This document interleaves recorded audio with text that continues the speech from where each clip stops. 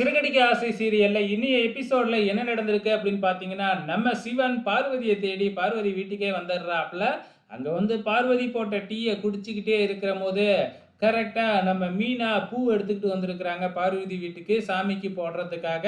இவங்க 2 பேரையும் பார்த்துட்டு அப்படியே ஷாக்காயி நிக்கிறாங்க. அதுக்கப்புறம் பார்வதி இவங்க வந்து இங்க யோகா கிளாஸ்க்கு வர்றவர் தான் அப்படின்னு நம்ம பார்வதி எக்ஸ்பிளனேஷன் குடுத்துக்கிட்டு இருக்கிறாங்க. "நீயே அந்த பூவ சாமிக்கு போட்டுருமா" அப்படின்னு வேறயா சொல்றாங்க. நம்ம மீனா போயிட்டு பூஜை ரூம்ல இருக்கிற சாமிக்கு பூவ வச்சுக்கிட்டு இருக்கும் பொழுதே, நம்ம சிவன் பார்வதி கிட்ட, "இப்ப நான் கதை எழுத ஆரம்பிச்சுட்டேன். முன்னலாம் என் மனைவி உயிரோட இருக்கும்போது நெறைய கதை எழுதுவேன். இறந்ததுக்கு அப்புறம் கதை எழுதுறதே விட்டுட்டேன். இப்ப மறுபடியும் ஆரம்பிக்கலாம்னு இருக்கேன். நான் குழந்தைங்களுக்காக நெறைய கதை எழுதுவேன். நீ வேணா படிச்சு பாரேன்" அப்படின்னு சொல்லி ஒரு பேப்பர குடுக்குறாப்ல. நம்ம பார்வதியும் அந்த கதைய படிக்கிறாங்க. அவங்க படிக்கிற மாதிரி அவங்க படிக்கும்போது வந்து பார்த்தீங்கன்னா, அப்படியே நிறுத்தி நிதானமா மத்தவங்க எல்லாத்துக்குமே நல்லா புரியிற மாதிரியே படிக்கிறாங்க. இத பார்த்துட்டு மீனா கை தட்டுறாங்க. "நீங்க கதை சூப்பரா எழுதியிருக்கீங்க. அத விட நீங்க நல்லாவே படிக்கிறீங்க.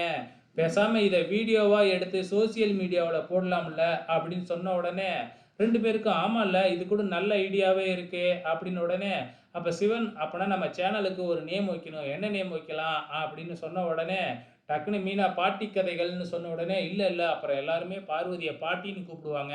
பார்வதி பாட்டியெல்லாம் இல்ல" அப்படின்னு சொல்றாப்ல. "அப்படின்னா ஒரு கதை சொல்லட்டுமான்னு டைட்டில வச்சுடுங்க, தலைப்ப வச்சுடுங்க, நேம வச்சுடுங்க" அப்படின்னு மீனா சொல்லிக்கிட்டு இருக்கும்பொழுது, விஜயா அங்க வந்துடுறாங்க. "அதெல்லாம் ஒண்ணும் வேணவே வேணாம்" அப்படின்ன உடனே, நம்ம மீனா அங்கேருந்து கிளம்பி போயிடுறாங்க. அதுக்கப்புறம் நம்ம விஜயா பார்வதிய கூப்பிட்டு திட்டுறாங்க. "நீங்க 2 பேரும் சேர்ந்து எதுவுமே பண்ணக்கூடாது" அப்படின்னு சொல்லிட்டு.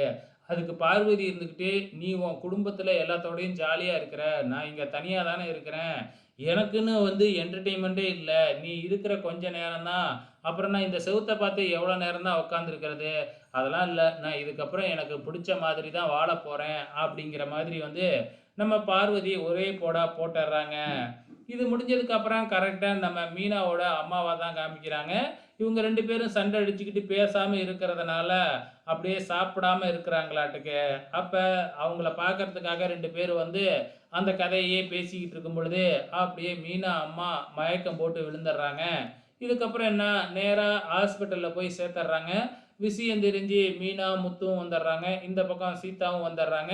இப்பவும் சீதா விடாப்புடியா 2 பேத்துக்கிட்டயும் பேசாமவே இருந்துகிட்டு இருக்கிறாங்க. இதுக்கப்புறம் என்ன நடக்குது அப்படின்னு பார்த்தீங்கன்னா, அருணோட அம்மா எல்லாமே அங்க வந்துடுறாங்க. வந்ததுக்கப்புறம், "நீங்க உடம்பு சரியில்லாம இருக்கீங்க. எங்க வீட்டுக்கு வந்துருங்க. நாங்க உங்கள நல்லா பார்த்துக்கிறோம்" அப்படின்னு சொல்லி கூப்பிட்டுக்கிட்டு இருக்கிறாங்க. அதுக்கு மீனா இருந்துகிட்டு, "இல்ல, இல்ல. நாங்க எங்க வீட்லயே வச்சு பார்த்துக்கிறோம்" அப்படின்னு 2 பேருமே வாக்குவாதம் பண்ணிக்கிட்டு இருக்கிறாங்க அங்கேயும். கடைசியில முத்து இருந்துகிட்டு, "இல்ல, இல்ல. அம்மா அவங்க வீட்லயே இருக்கட்டும். அதுதான் சேஃப்டி" அப்படின்னு சொல்றாப்ல. இதோட இனி எபிசோடு முடிஞ்சிருச்சு. வெயிட் பண்ணி பார்க்கலாம் நாளைக்கு என்ன நடக்க போகுதுன்னு.